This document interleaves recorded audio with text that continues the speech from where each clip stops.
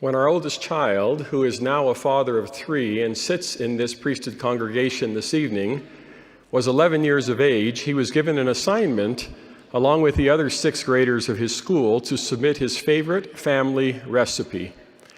As its contribution to a large spring fair, the 6th grade was producing a cookbook that would be distributed throughout the community.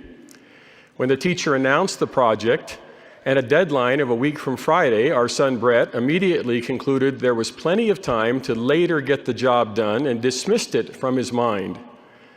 Early the next week, when the teacher reminded the students of the Friday deadline, Brett decided he could easily complete the required task on Thursday night, and until then, he could occupy himself with other more enjoyable matters. On the appointed Friday morning, the teacher directed the students to pass their recipes to the front of the class.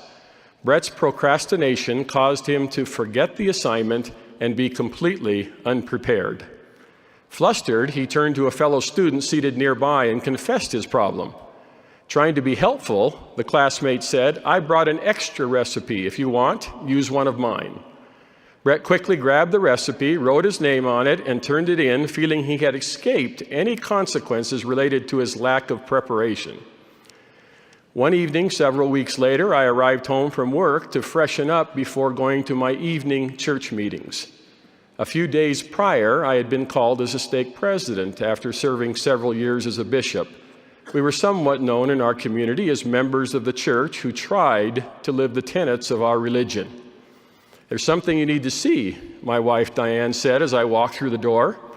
She handed me a bound book with a page marked.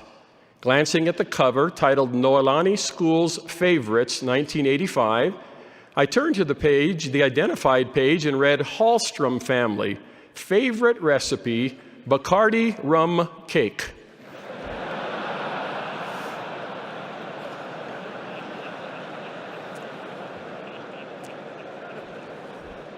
Many of us place ourselves in circumstances far more consequential than embarrassment because of our procrastination to become fully converted to the gospel of Jesus Christ.